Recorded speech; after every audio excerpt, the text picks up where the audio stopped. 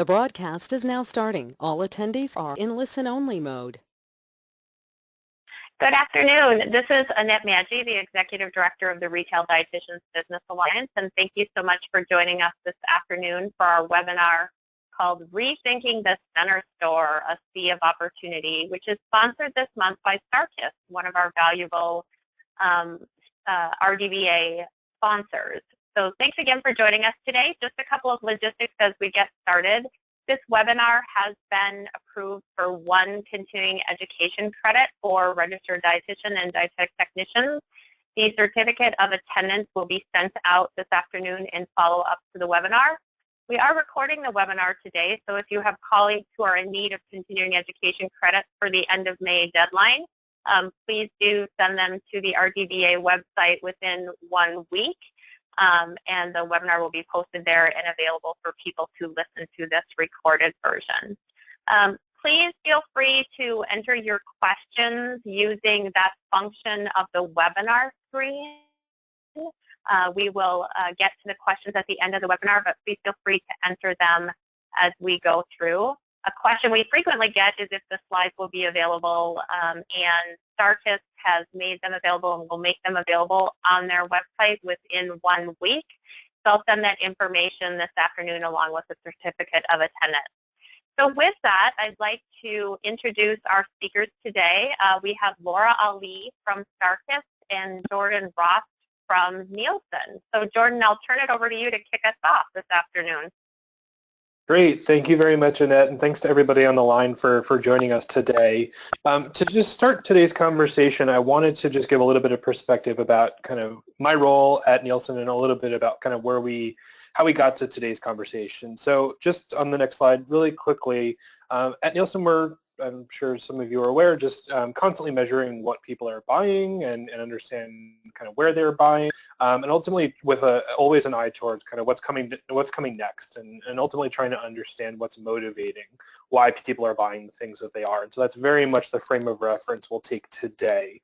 On the next slide, we've got just a brief summary of the things that I will cover to kick today's conversation off, really giving you that macro food landscape. How are people shopping for food? We're seeing incredible change happening really across the landscape, and we'll unpack some of the really big drivers of that change.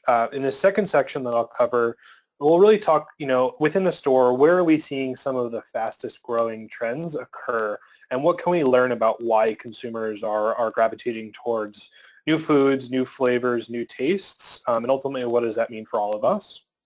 And then the last section that I will cover will really be about how all of that applies to seafood and the various components that make up all the ways that consumers are buying seafood today. And we'll hopefully highlight some new and growing opportunities in that space as well. And then from there, I'll kick it over to Laura for her just to give a bit of a close on, I think a little bit more of a focus on what this all means for you and how to take some of this and apply it to your day-to-day. So to really start off on the next slide, I want to give a sense of that food landscape that we're seeing. So I was saying this was an incredible time of change, and on the next slide I think you can start to see some of that change. So this is, I think, a very simple look at overall sales spending and sales growth over the last few years. And I think the predominant trend that you see is consumers are just spending less on food, and or at least to the degree that we look at this. So all of this is really capturing traditional retail channels. So think about your grocery stores, think about some of your mass retailers who sell food as well. What we're seeing is that coming into 2017, we're actually seeing some of the first negative growth in spending that we've seen over the last number of quarters and years as well. So it's, as I said, a time of change. A lot of this is really heavily driven by some of the deflationary impacts that we've seen in recent months. And this is really having obviously a huge impact on retailers, on manufacturers of food, and I think is forcing a lot of people just to rethink their overall business proposition, to in many cases restructure their businesses, and I think this view has precipitated a lot of the need for a lot of the subsequent change.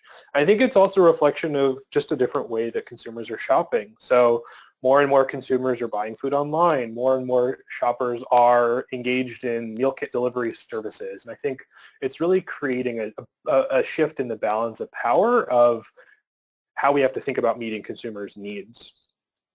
On the next slide, you can start to get a glimpse of some other changes that are happening. So we've seen a pretty steady trend over the last 10 years and really beyond that consumers are taking fewer trips to stores, and inherently those trips were worth more in each subsequent year. So you've got kind of shoppers doing more with less, and shopping essentially, I think in many ways, became a less of a focus for shoppers.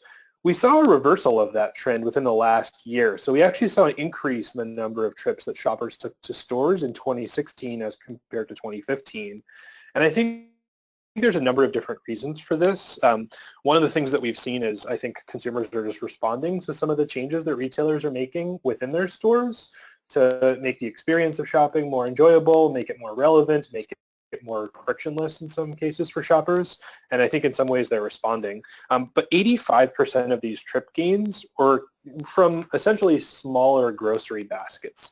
And this is shoppers not necessarily going to the grocery store or any form of retail to stock their pantries, but in many cases shop deli prepared items or shop kind of what we're calling just-in-time food, things that are a little bit closer to that point of consumption. And in many cases, just putting dinner right on the table or something like that. So it's really, I think, a reflection of the changing way that many shoppers are actually engaging with food. And we're seeing that impact overall retail trajectory. I think related to this, you'll see on the next slide that much of this is also heavily driven by one of the biggest predominant trends, and I don't think this is probably a surprise to any of you on the call, is that health is just a bigger focus for more Americans, and food is becoming a bigger part of that focus. So in addition to shoppers and consumers of all stripes, eating more fruits and vegetables, some of these more, I would say, kind of endemically healthy categories, they're also just doing more to be healthy, and that can be seeing doctors more, generally eating healthier more, or potentially working out more. This is, I should say, things that consumers claim that they were doing. So, maybe view that last one with a little bit of skepticism if my experience is any indication. But I think consumers are just having to do and willing to do more things to be healthy, and food is certainly a big part of that. On the next slide, you'll see a bit of a glimpse of what we see in the future and what's to come. And I think in many ways, health is going to become an even bigger focus for more of America. There's a number of kind of key motivating factors why this is, and we've got 5 of them listed out here. So in many ways, there's just a greater strain being put on our traditional healthcare system in the form of an aging population, in the form of a rise of chronic diseases, and all of that is certainly exacerbating what are already rising healthcare costs that consumers are having to pay. So as much as a majority of shoppers and consumers and Americans in general are going to the doctor and doing so more, that's inherently costing more. So they're looking for ways to trade out or maybe supplement some of that pricey healthcare that they're getting with other potentially ways of still being healthy. And we'll talk through some of the ways that's playing out in the food space. The last 2, I think, are really closely tied, and that's a demand for transparency, and I think the ability to kind of act on that demand for transparency with the technology that we have at our disposal. So it's a very empowered shopper, and it's a shopper that's in many ways becoming more and more discerning because of that power. And so many of these are already a reality, but we think these are going to really shape the landscape in the years to come. The next slide, I think, really kind of puts this into practice with regard to food. And what it really shows is, if you build out one more, great. What we see is just the types of claims and appeals that are driving growth within food over the last few years. And what we see is a really strong growth in areas related to, I think, free-from appeals, no artificial flavors, natural and organic foods, foods without artificial colors, and ultimately GMO-free. We're calling these 21st century appeals. And I think really what this relates to is a new definition of what it means to eat healthy. So you see a decline in areas where, we're reducing potentially, at least perceivably, negative ingredients in food. So calorie-free, fat-free, reduced salt, sugar, sodium, and calorie. All are in many ways 20th century appeal. So I think we really see, even over the last few decades, a real redefinition of what it means to eat healthfully, and that's creating a real shift in the types of foods that consumers are actually buying, and then on the flip side, the types of growth opportunities for retailers. On the next slide, I think you see an evolution of this same phenomenon where, again, probably no surprise to some of the audience here, we've seen an increase in just the number of households that are actually having to deal with some sort of food allergy or intolerance. But we're also seeing an even greater number in the Americans who are actually willing to voluntarily, in many ways, just follow a diet that prohibits consumption of foods or ingredients. So on the left-hand side, you see things like lactose-free and gluten-free really drive, I think, a lot of opportunities. But you see I think, a greater spread of the types of diets that consumers are, in many cases, opting into to consider that they're as part of a healthy lifestyle. And while these are, and everything that we've talked about up to this point is focused on the American condition, if you will, these really are particularly true across the globe. So we're seeing the types of diets certainly vary a bit by types of regions, but this is a pervasive phenomenon that's happening across the globe. On the next slide, you'll see, I think, a dynamic around the fact that it's not just, I would say, endemically healthy foods or meal occasions that consumers are trying to eat more healthfully at. It's even within snacking. And so if we think about how we're sending our kids to school, a majority of parents are actually trying to find healthy alternatives to pack into our kids' snack bags so that they can eat throughout the day. And you'll see, I think, a lot of those are, I think, a reflection of this free-from idea. So you've got parents, really restricting their kids' access to things like high fructose corn syrup and artificial ingredients beyond that as well. And the types of things that they are opting into are certainly fruits and vegetables, but even appeals along the lines of high in protein, high in fiber, and on down the line. So you just see this greater focus on the types of ingredients, the types of appeals that are in our food, and a greater willingness to shop based on those different claims and their, again, perceived benefits to not only ourselves, but our kids as well. Jumping forward, maybe there we are. So I think the other predominant trend that really colors a lot of the way that shoppers are shopping and the types of things that we essentially as consumers have access to is just greater diversity within America as a whole. And so certainly we can think about this across a number of dimensions. The three that we have here that I think are really driving some of the greatest dynamism that we're seeing in the diversity of America are income fragmentation. So wages are on the rise in aggregate, but that's certainly not the experience that every American is facing.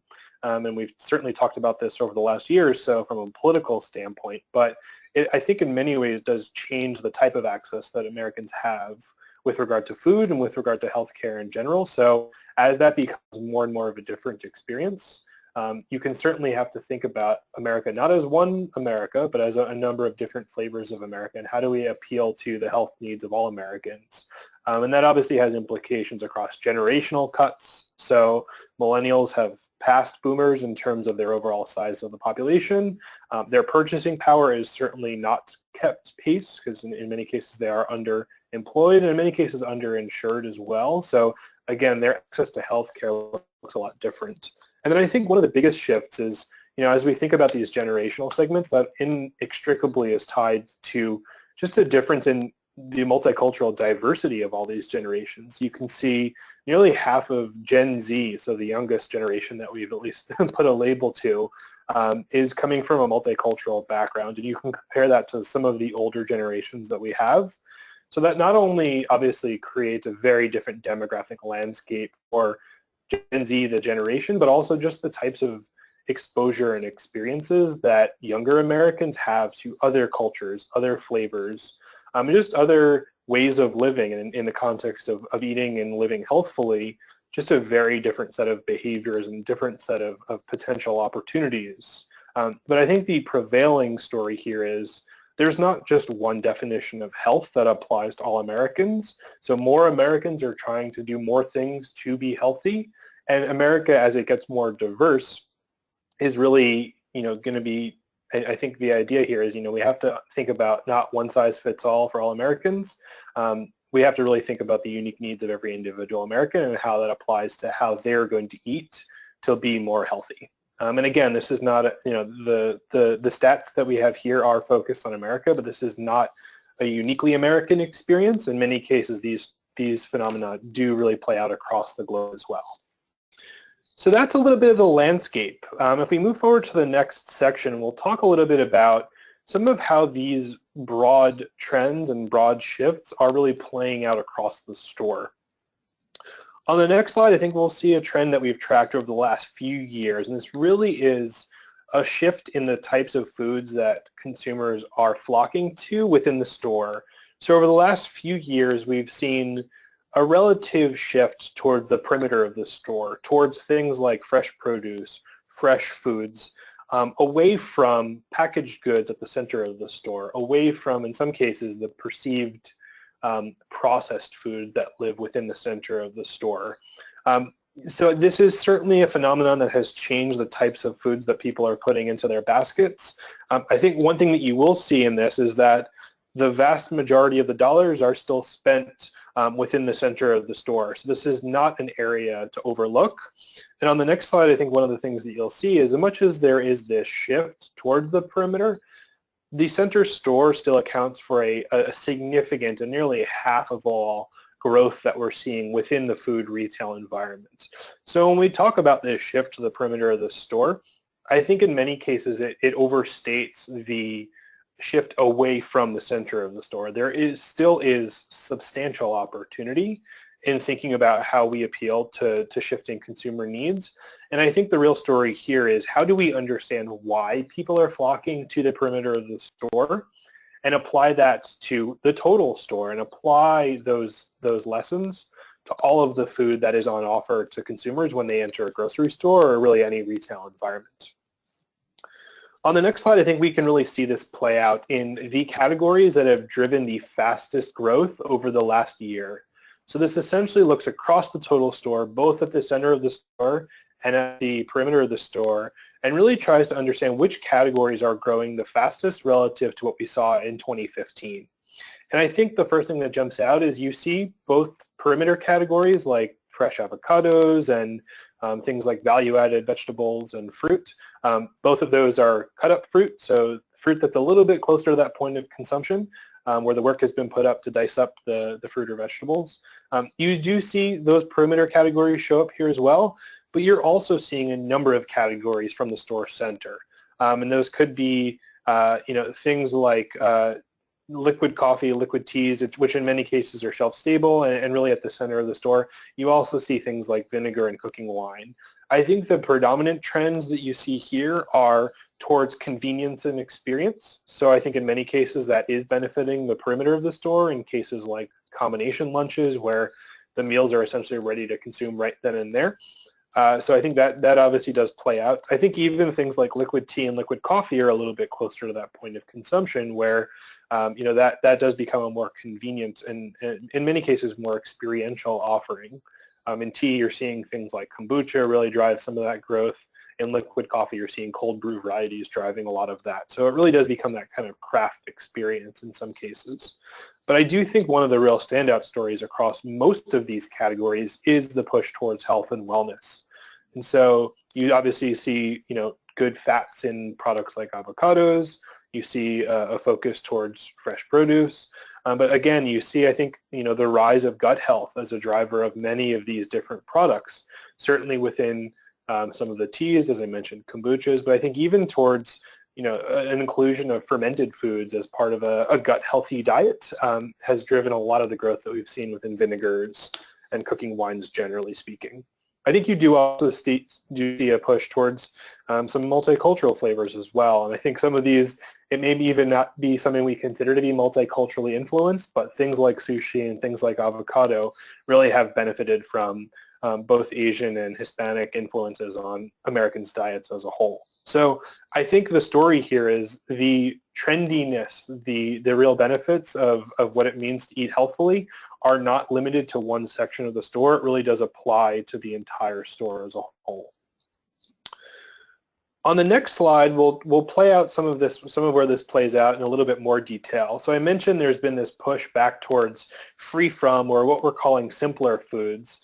So for a lot of these foods, they're not necessarily accounting for the lion's share of categories, but they are accounting for substantial growth. So what we have here is the growth contributions and the sales contributions across a number of different categories for products that are claiming to be natural. And obviously that has become, I think, a potentially contentious claim that we can make. But what we're seeing is that even in indulgent categories like salty snacks or candy or cookies, while natural appeals are not accounting for a vast majority of sales, they are driving substantial growth. So in the case of candy, natural candy is only 1% of sales, or at least the candy that's claiming to be natural, but it is accounting for 17% of overall category growth. So really outsized impact that these appeals are having on even indulgent categories. And what's interesting, I think, also is, maybe not for this group necessarily directly, but we're seeing this apply to non-food categories as well. So that same idea of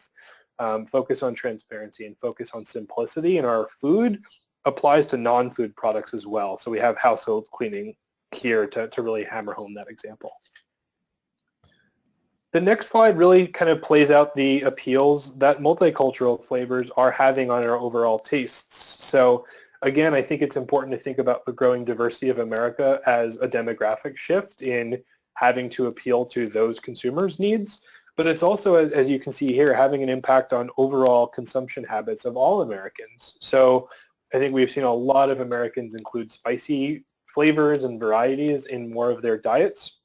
And we see different types of appeals showing up across the store in lots of different products and lots of different cuisines. So you've got everything from habanero and sort of the Hispanic influence to wasabi flavorings across the store as well. So more and more Americans are exposed to different multicultural flavors. Certainly more Americans are coming from multicultural backgrounds themselves, but we're really seeing the impact permeate well beyond those consumers themselves to the palates of most, if not all, Americans. And we're really seeing that have an impact on the even day-to-day habits of what they're eating and what they're buying. So obviously this has an effect on the types of flavors that Americans are willing to include in their diets. And so we'll talk through in a little bit in the next section of where that really plays within seafood. And so this last section that I'll cover is really diving deep into what we're seeing in seafood. To start, we just wanted to give the total seafood view across the total store. So all in, seafood is driving $9.5 billion in sales over the last year or so. So this is a substantial amount of investment that consumers are putting towards eating seafood. When we look on the right side, we do see a gap in some of the stories and some of that shift towards the perimeter of the store affecting where sales growth is coming from. So really the growth that we're seeing in seafood is coming from fresh varieties. But you'll see back to the left side that there still is, I think, a lot of great parity in terms of where seafood dollars are going between fresh, frozen, and still shelf stable. So I mean, $1 in $5 is still very much going to shelf stable. So we're talking about a substantial amount of allocation happening across the total store.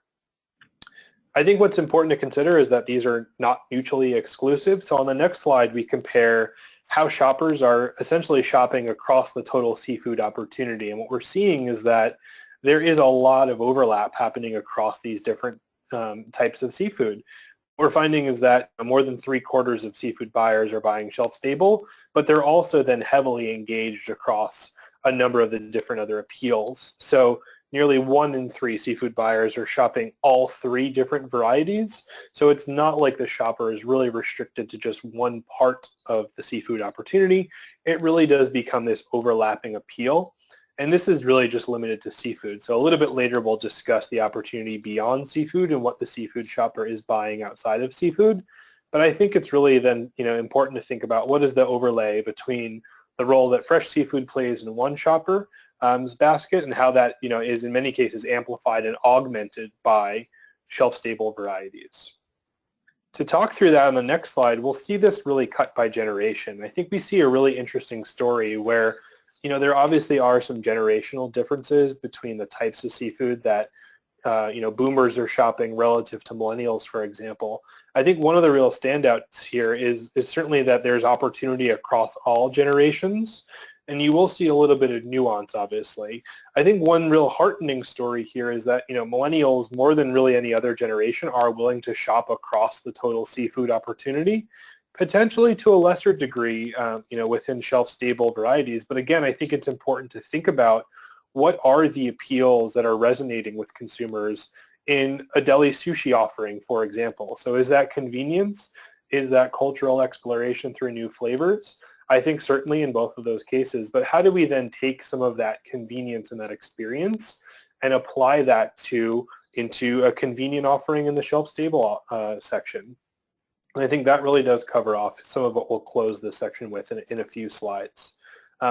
So I think what you'll see here is that there's a lot of generational difference, but I think there's also a lot of opportunity across the total store by generation as well. And so it's thinking about what are those appeals that apply to the other parts of the store, and how do we then learn from those and apply those to all varieties of seafood, but obviously particularly within shelf-stable varieties as well. So on the next slide, we'll talk through just an example, to go a little bit more narrow for who is the tuna buyer, if you will, and how does this differ depending on the types of tuna and the types of packaging that we'll, think about. So you see a lot of nuance in just the generational breakdowns, buying a tuna can, for example, versus a tuna pouch or even a flavored tuna pouch. So in the example of tuna can, you do see an older consumer, in many cases a consumer that's an empty nester or a senior couple who lives alone. In the case of a tuna pouch, you start to see the influence of having children in the household, and you start to see a little bit more of that appeal of a more convenient packaging like a tuna pouch really resonate with that younger consumer. And then as you get even younger towards potentially an older millennial who has children in the household, you see a flavored tuna pouch where it really combines the opportunities of that convenient packaging with the real experience of being able to taste new flavors and taste in many cases new cuisines applied to that, and that's really resonating with younger consumers who happen to have families as well. So a lot of these different appeals are really pushing consumers into different types of packaging, different types of opportunities. What I'll say across the board is that in general, the majority of tuna buyers are white, but they do over-index with Hispanic consumers as well. And so when we're thinking about appealing to new growing multicultural tastes, in many cases across all three of these different offerings, there's definitely an opportunity to do that, to make that experience resonate. And we really are seeing that with Hispanic Americans today. On the next slide, we'll start to look at a little bit about not just the seafood that's in our baskets, but what else are in these shoppers' baskets. So in this case, we're taking a look at the shelf-stable seafood buyer and looking at what else tends to be in their baskets. So the shopper penetration that we show here is really giving you an indication of, for that shelf-stable seafood shopper, how engaged are they with these other different product categories. The darker red example that we have here is how likely is that shopper to be engaging with some of these different other categories relative to the overall buyer. And so what we're seeing is that things like dieting aids, the shelf-stable seafood buyer is 70% more likely to be buying that diet aid than the average shopper. And I think this is a really interesting example because one of the things that you will see across a number of these categories that they're also shopping is a push towards more healthful foods. And so you see this in protein supplements, you see this in rice cakes, a potentially more healthful snack. You see that with health bars as well. So I think what you're seeing is that the shelf-stable seafood buyer is definitely really health-focused and is shopping the rest of their basket with this in mind. You do see a little bit of the multicultural influence, so you see ethnic mixes applying as well here. You also see, I think, a push towards some convenience. So you see an engagement with things like meal starters, things where they're buying the products that help get the meal together faster. So I think what you're starting to see is the embodiment of a lot of those macro trends really playing in to this, pouch buyer's basket. And so what you're seeing is that the seafood consumer who is really focused on this convenient offering is also a really health-focused shopper. And they're also really focused on pulling in new flavors, pulling in new tastes, and doing that in a really convenient and simple way. So I think lots of the the things that driving total store growth are very much reflected in the seafood basket as well. If we go to the next slide and focus on shelf-stable seafood, and again on this pouch example, I think what we start to see is that despite the fact that currently pouch accounts for a relatively small slice of the pie relative to can or other packaging offerings, what you're seeing on the right is it's really driving substantial growth in the category. So even though if we think back to that total seafood story, we are seeing declines within shelf-stable seafood, that is not the universal truth and certainly is not the case within the offerings that we see within pouch seafood. So consumers really are flocking to these more convenient packages, and that is creating substantial opportunity for growth within even a part of the seafood pie that is on the whole showing some decline. So that universal story that we saw at the beginning, I think in many cases obscures the real opportunities that we see within the overall category. So obviously this is really, I think, resonating with consumers who are flocking to those more convenient appeals. If we go to the next slide, we see a very similar story play out within flavors. And so flavored seafood, while it's still only driving a small slice of the pie in terms of the overall shelf-stable opportunity, when we talk about flavored varieties, they're driving over 100% of growth, and in many cases are creating growth in a category where we aren't seeing an overall trend towards positive growth. So again, we're starting to see consumers really flock to new flavors, new tastes. In many cases, these are multiculturally influenced. But I think what you're seeing is that consumers are just looking for all of their food to allow them to explore new tastes, new cuisines, new cultures. And I think that in many cases is really creating lots of growth. And we're definitely seeing that within shelf-stable seafood as well. So I think that creates lots of new opportunities and lessons to think about what are the appeals of that perimeter store and how do we bring those convenient curated experiences to the entire store. And I think this is a really emblematic example of that. To take a slightly different take on this, the next slide will really show growth contributions relative to sales contributions for a few different varieties of seafood that we have here. And so looking at tuna and salmon in particular, you'll see that while we're only talking about a third or just under a third in the case of salmon of overall sales, the vast majority or literally all and more than all of growth that we're seeing in these categories is coming from flavored varieties. So this really does become a pervasive story across the entire landscape. And I think we're seeing really dynamic growth and really outsized growth relative to the overall share of sales from these flavored pouch varieties. So the combination of flavors and the combination of that convenient packaging that we're seeing within pouch, I think really creates that perfect example of the opportunity for creating overall growth across the total store. The next slide really gives, I think, a bit of a step back view of where consumers are engaging. So we're seeing penetration growth. So more and more consumers actually are, consuming things like pouch seafood. So this is something that is becoming more of a staple across more Americans' diets and things that they are actually buying more of. So in the context of overall contractions, I think this is creating growth where there isn't overall growth and reaching more and more of the buying population. It's also creating larger value within these shopper segments. So we're seeing shoppers actually spend more in the example of pouch than they are in other instances within shelf-stable seafood. So I think this is really shifting the overall dynamic of how we have to think about growth. So if we think all the way back to where I started the conversation and talking about growth-challenged environments and thinking about the types of foods that consumers are putting into their diets, I think we're seeing an instance where we need to rethink how we think about growth and how we view growth, even in areas where there are, it may appear like there's declining opportunity. There are these pockets of growth that are really heavily tied to the prevailing trends that we're seeing resonate with consumers. And I think that's really creating a dramatic shift in how we all have to think about obviously the things that are, becoming a bigger part of Americans' diets, but also then thinking about how we have to think about growth as a whole. And on the last slide that we have here, I think you can really see this in the context of time. So this is happening really rapidly. So even just within the last few years, we're seeing really dramatic growth on the backs of increased awareness and increased innovation. So, as a variety of brands and a variety of retailers are thinking about putting new offerings in front of consumers, that is reaching new consumers and helping to scale this opportunity.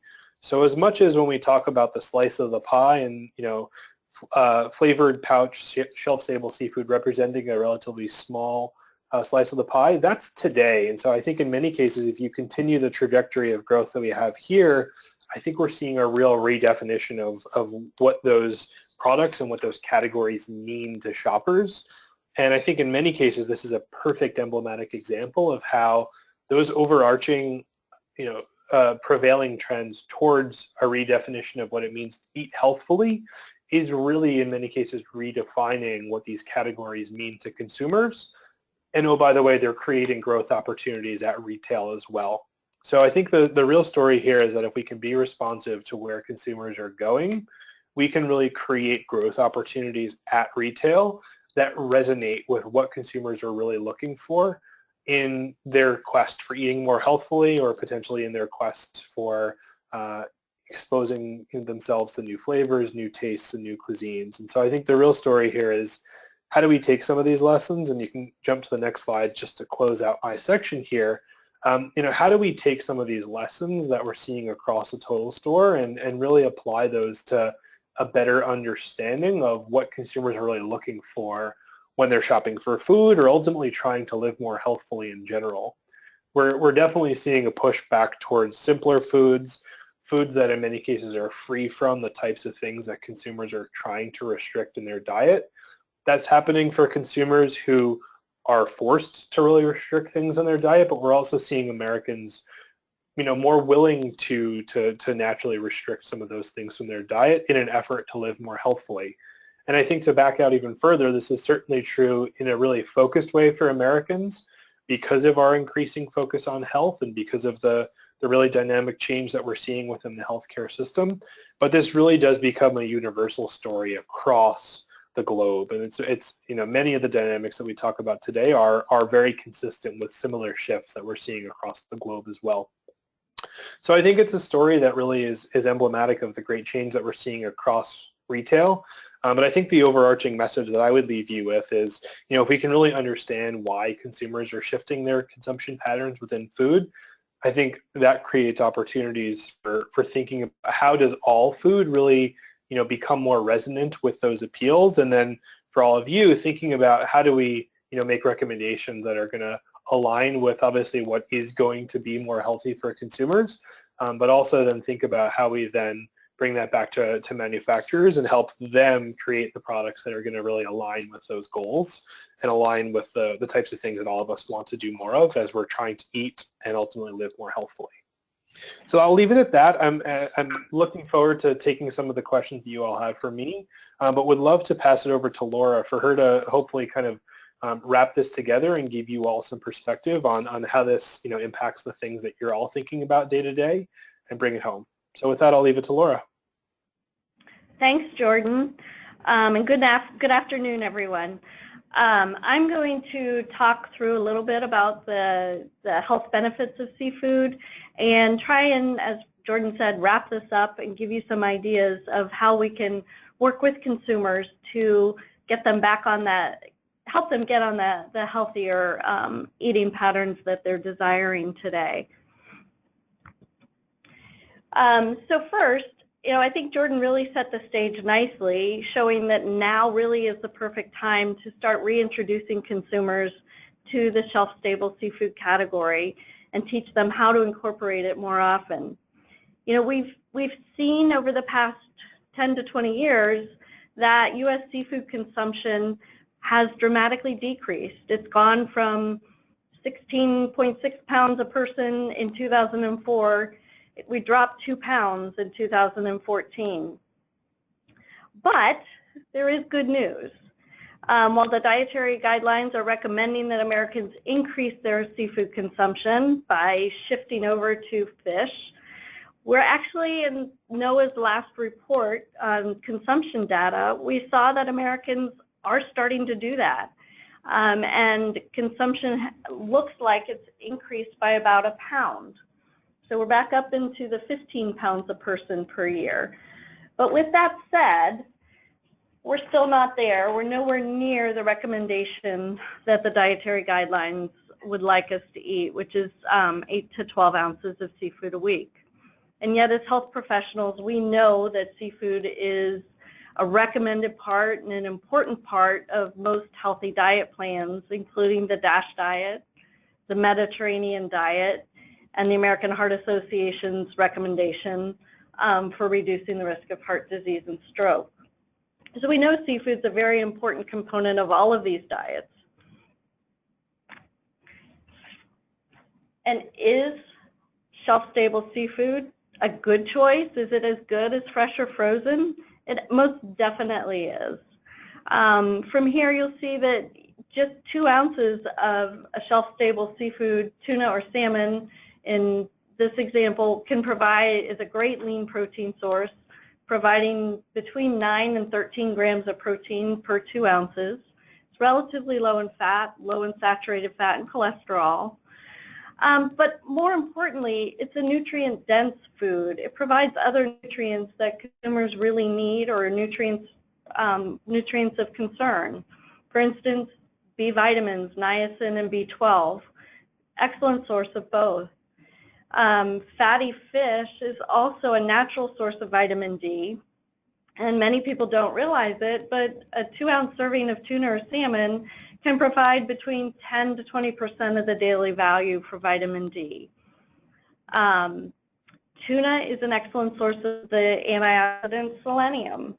We're starting to see some really important research on selenium, especially in tuna, seeing that it may help block the absorption of mercury in the body. New research just starting to come out. We've heard some really good studies coming from a researcher up in North Dakota looking at this. So stay tuned, but I think it's really important and something to keep our eyes on. We also know that tuna and salmon are very important sources of omega-3 fatty acids. Fatty fish, fatty omega-3 fatty acids. Dietary guidelines recommend an average consumption of 250 milligrams of DHA and EPA a day, and 1 serving of tuna or salmon can certainly get you well on the road to meeting these needs. We all know significant health benefits of eating more seafood. Research has definitely significantly shown a reduction in the risk of cardiovascular disease in people who are eating more seafood. We've seen lower rates of heart disease, lower rates of sudden death from coronary heart disease in people who eat more seafood. We also know that seafood is a rich source of DHA. DHA is found in the central nervous system, and it's found in our brain, and it's found in our eyes. It's an important component, especially for babies, as it accumulates very rapidly during the last trimester and the first few years of life.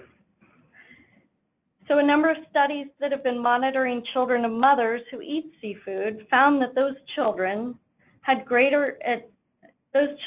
whose mothers had greater intakes of seafood have better scores on cognitive development and behavior later on in life. The dietary guidelines again recommend, especially for pregnant women and women who are thinking of becoming pregnant, to make sure they're getting 8 to 12 ounces of seafood a week, and it's for that need. We're also starting to see more and more research to indicate that DHA, omega-3 fatty acids, may be important throughout the life cycle. Again, it accumulates in the brain, it stays in the brain, and we're starting to see how it may help our cognitive development as we age. There's some emerging research also to show that people who have an increased intake of fish consumption may have a reduced risk of metabolic syndrome. This is emerging research, very small study that came out recently, but it's something to watch. And I think we're going to continue to see more and more benefits come to fruition or come to light in people who are eating more seafood.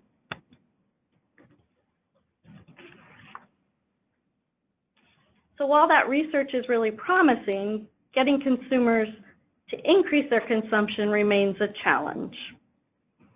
We know, as Jordan said, consumers are trying to eat healthier. We're also starting to hear from them that, healthy is no longer considered bad. People who want to eat healthy, they realize that a healthy diet can be very tasty and delicious.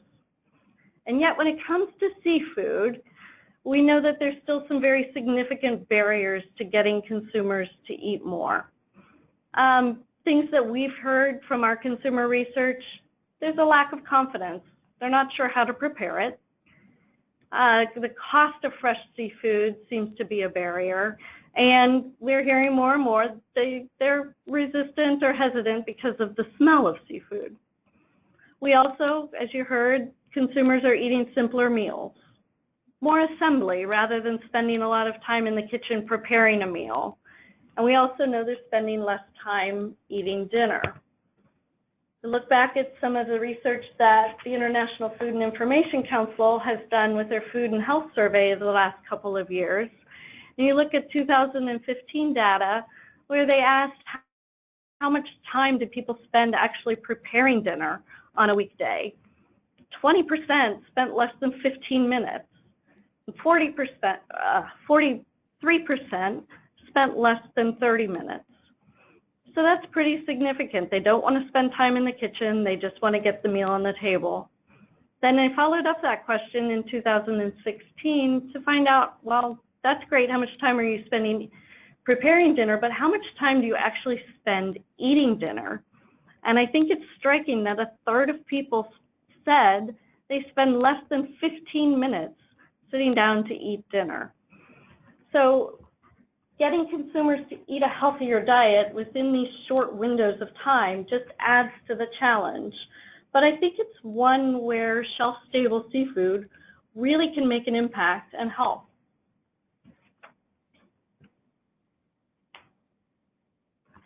So helping consumers to meet these challenges, by doing that, we're trying to keep it simple, but remind them that building a healthy meal or snack can be done by just combining a few healthy ingredients from around the store. Keep in mind, shelf-stable seafood, tuna and salmon, it's already cooked, it's already prepared, and they have the delicious flavor varieties available that can fit many of the consumers' needs in today's trends. So teaching consumers how to maybe assemble a meal, think about those tasty videos, they're all about just assembly. You put 2 or 3 things together and you've got a quick, easy, high protein, healthy snack. So an example would be a tuna creations pouch with an avocado and a rice cake. Saw both of those in part of the trends, things that consumers are purchasing more of. You can make a very simple meal too. Jordan talked a little bit about other things that consumers are buying, like frozen veggie mixes or rice kits.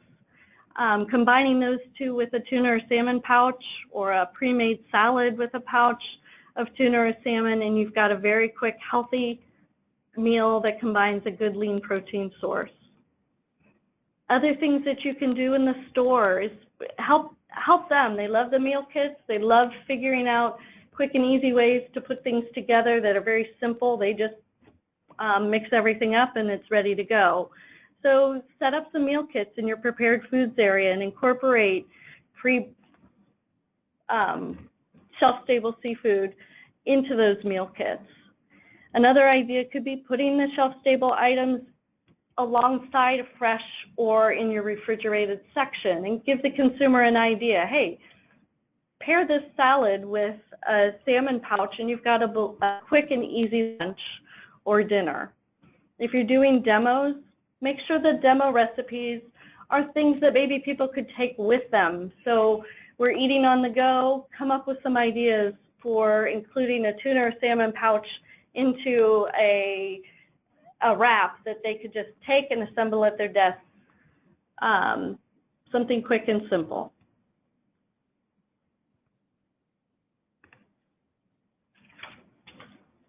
So to wrap it up, we know that seafood, especially shelf-stable, tuna and salmon, can easily be substituted and worked into recipes or meals and snacks. We know that these items can make it quick, easy, simple, and delicious. You've got creative meals and snacks with just a few simple ingredients. And we can help them meet their time frame by assembling things in less than 15 minutes that can still be delicious and healthy. So with that, I'll turn it over to Annette, see what questions you might have.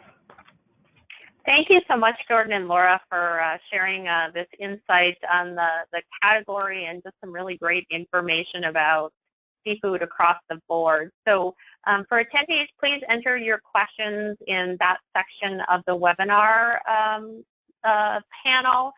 But I'll kick us off and get us going with questions. Laura, just a reminder, I don't know if you have your contact information in there too, but if you want to show that at all, if you do. But Jordan, do you happen to have any data on the types or categories of seafood sold? You know, you talked about frozen, fresh, and shelf-stable in differing parts of the country. Like, does fresh skew to the coast as you would inherently think, or any data along those lines that you can talk about? I don't have the data in front of me. It's certainly something we can follow up with after the fact. So for anybody who's interested in seeing some of that, we can certainly pass along my contact information. I think one of the things I will say is, I mean, there certainly has been a pervasive shift across the board and towards some of those trendy categories that we talked about. So I think the areas of growth are not limited to one unique American experience. And as I mentioned, we're also seeing this across the world. So there really does become kind of this universal experience that a lot of us are engaging towards. But we can certainly follow up with specifics about where each of the different departments might resonate most if people want to reach out to us.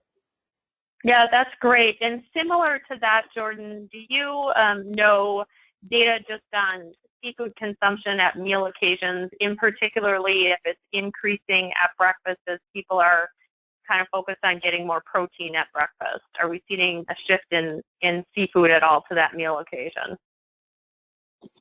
Nothing that jumps off the plate to me. I mean, I think one of the real standouts, I think, you know, as much as there is this pervasive shift away from time spent on dinners, I think we are also seeing people enjoy the experience of preparing meals to some degree. I mean, I think the meal kit example that we've both talked about, I think, is a good example of that. So consumers are willing to put, in some cases, a little bit more effort into putting meals together if it's providing that experience. So I think, you know, there's obviously growth opportunities across all meal occasions in that regard, but predominantly within dinner that I think presents some unique opportunities. Within breakfast specifically, I can't recall anything that's jumped out specifically, but again, we can follow up directly if people want to reach out to me individually. Right. Okay. Laura, this next question is probably for you as it's related to mercury. So the question is, as consumers continue to be more health-focused with their purchase decisions and more educated about the foods they choose for themselves and their families, how are you responding about mercury consumption? This isn't going away, and I also think sometimes pregnant women are concerned about it. Thanks. That's a great question. Yeah, I don't think that question is ever going to go away. Certainly, seafood contains mercury. It's in the ocean. It's in fish. And the FDA and EPA recently came out with some new guidance for Americans, specifically women who are pregnant, women who want to become pregnant, and women who are breastfeeding, as well as young children. That can be found on the FDA website, and I can provide that link also after the webinar ends. But really what the new guidance says is they're really encouraging women to eat seafood. They know that the benefits with seafood far outweigh the risks associated with not eating seafood. So they really are encouraging women to eat seafood. They're continuing to encourage 12 ounces a week. And what they did this time is they came out with some guidelines that they think will help women identify which species, which types of seafood to include in their diets more often, which to include occasionally, and which to avoid. So they kind of came out with some different levels. And seafood like tuna, light tuna, and salmon are encouraged as part of the seafood to include in their diet up to 12 ounces a week. I hope that answers the question, and I will provide a link to those resources after the end of the webinar. Sure. Thanks so much, Laura. There's another question for you, Laura. So the slide you showed with the the very simple kind of assembly meal ideas with the pouches, do you have that available in do you have that available in an infographic or a consumer handout tool? We actually do. It is on our website. It'll be in the same area where we'll also post the slides and the link to the recording of the webinar. It's in the Healthy Living section of our website under Nutrition Resources. Great. And there's another question, Laura, I'm assuming for you, kind of related to Jordan's data on the increase of multicultural eating and just the changing demographic of the country. Are there specific other cultures that seafood is very traditional within their native eating habits? Yes, definitely. I think off the top of my head, Asian cultures definitely incorporate a lot of seafood in their diets. I think we're seeing Hispanics, as Jordan mentioned, also shelf-stable seafood definitely is an important component of their diets, as well as Mediterranean countries. Perfect. Well, those are all our questions. If you do have any additional questions, feel free to email me at annette@retaildietitians.com, and I can be sure to get those over to Laura and Jordan. Laura and Jordan and StarKist in particular, thank you so much for sponsoring this webinar today and providing really great content on the center store category that's important to retail for our RDBA members. And with that, I will go ahead and